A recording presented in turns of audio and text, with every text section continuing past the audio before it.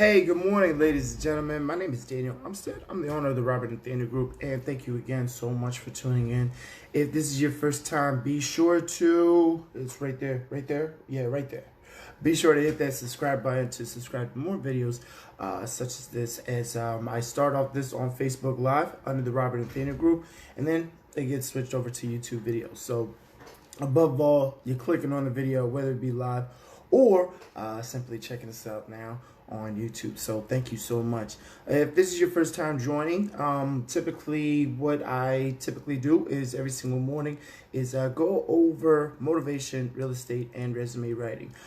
Typically, I'll be honest with you, typically I will do these at 5:30 a.m. live, but this morning, life happens, yo. Life happens. I'm moving, struggling, trying, and today was just not my day. So I could admit to myself, I said, listen, you will be waking up later on getting this done so the people can hear you, in addition to add on to this series of the Pareto principle. So with that being said, if you haven't already, check out yesterday's video of the Pareto principle and typically how we go over the 80-20 rule and how it applies to you. So today is actually some dating advice, and you can also parlay it to family advice as well. But with the dating advice, you know, for those that, whether it be over the phone, they're talking to their loved one, or face-to-face spending time, or what you call even going out doing an activity. The time that you focus on concentrating makes up for a lot. So throughout the course of 2 hours, which is 120 minutes, if you were to take 20% of that, which is 24 minutes, and actually concentrate on that as far as spending time with your loved one, husband, wife, girlfriend, mate, boyfriend, whomever, with that, you'll actually become more effective than you would just saying like, oh yeah, let's just hang out together. And definitely, by all means, definitely shoot for those 2 hours, but, you know, ensure that that specific 24 minutes, you know, and I'm just averaging it out on 2 hours, make sure that 24 minutes is specific to,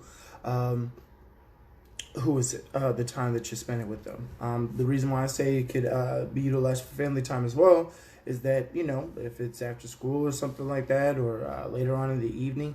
So instead of you saying like, oh, well, the kids will be fine, or yeah, I'll be in the same room with them, is completely different than actually doing the interaction. And with the interaction as well, you know, if your girlfriend, your husband, wife, you know, boyfriend, what have you, is trying to tell you something important or something that needs documenting, document it down.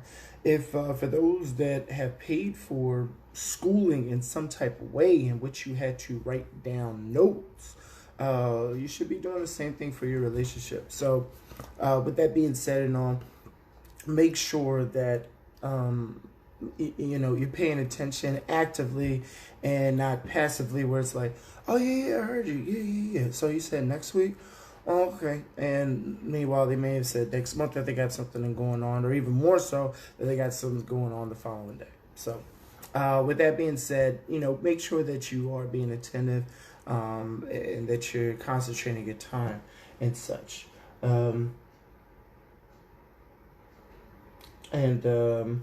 Honestly, I was looking for more. I thought I had more notes down in regards to this, but yeah, that's pretty much the Pareto principle for day 2. You know, concentrate. Make sure you're looking at concentrated time that you're spending with family, with loved ones, rather than saying like, oh yeah. You know, after work I'll just spend time. No, make sure it's specified so that way, hey, they know they're getting your undivided attention. Even more so, you yourself are able to focus on other activities. If you just want to watch TV later, that's fine, but you should be looking to see what you can do and benefit by doing that, rather than simply just passively going through. Because like I said, with the dating thing, if you know, if it's like after work or whatever, or even just talking on the phone, you know, time could go by because you're looking at something, or something came up, or you're both researching something completely outside of the conversation that you're currently having right now. So you want to make sure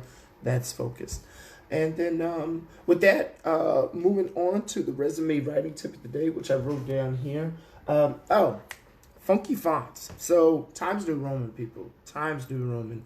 Times New Roman, size 12. And make sure that your name for your resume itself is maybe a couple of sizes bigger. And then typically what I do for the address part is make it one size smaller. But the rest of that pretty much honestly should be a size 12 font. If you're stuck on the font, if you're stuck on Times New Roman, if you're stuck on like, I just don't know where to begin. I did it, but the way I did it didn't do what it was supposed to do when I did it. Feel free to give me a call, 267-702-3756. And in this description here, you know, if you check out the YouTube description, there's some information as far as how to reach out to me as well.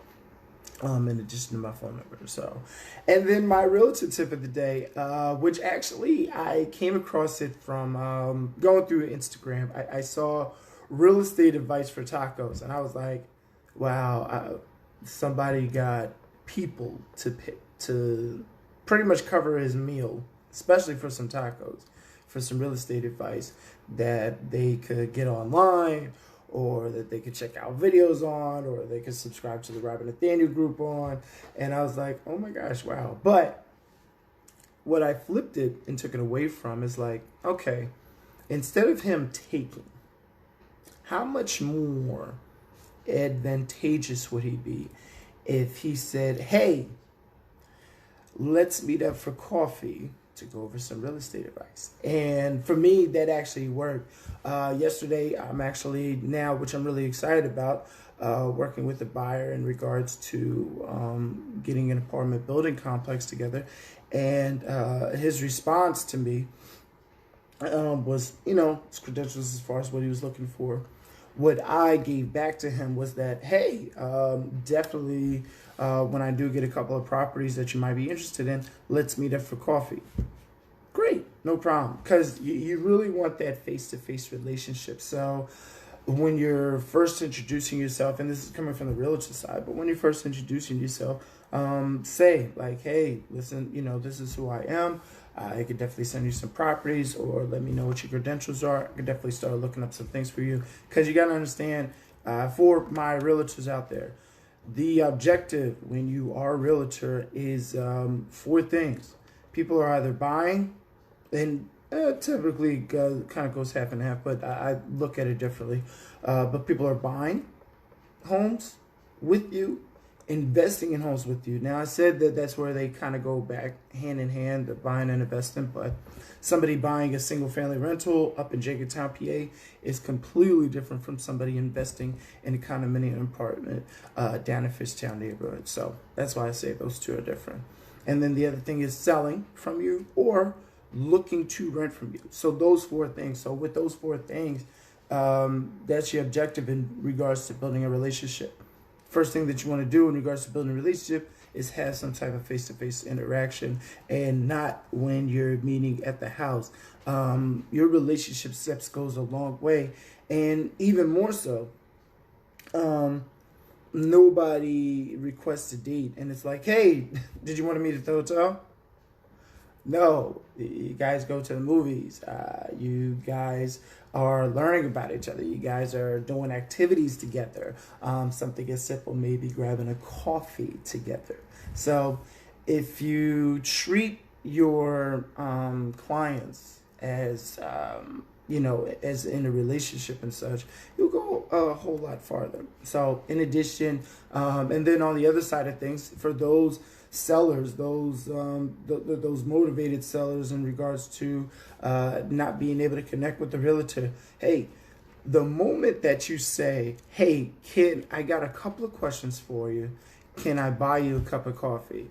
Trust me, the realtor will hands down do everything in their power to be working with you, because they're not expecting anything from you in the first place. So the moment that you're giving, even if it's $2 cup of coffee or $3, now it's getting ridiculous, but even if it's a $3 cup of coffee, it's something to show that, wow, they not only want to spend time with me, but they're spending money on me. And that you got to look at as a grand scale. Now, of course, by all means, definitely as a courtesy, as the realtor, a list of coffee is already there ready for you, but don't feel the necessary to pay, because ultimately you're looking for that face-to-face interaction and such. So for my buyers, my sellers, my realtors, my renters, my investors. Well, investors kind of a different scale since you're looking at the big picture, but definitely my people all across the world.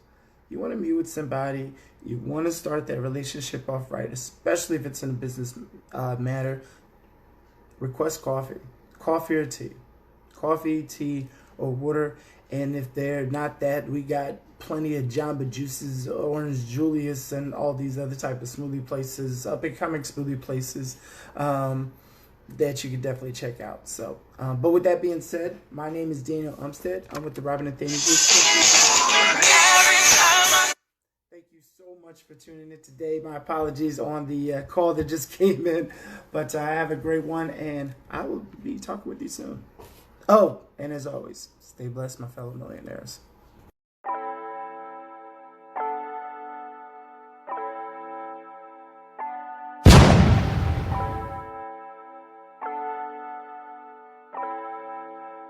Fleslet on the beat.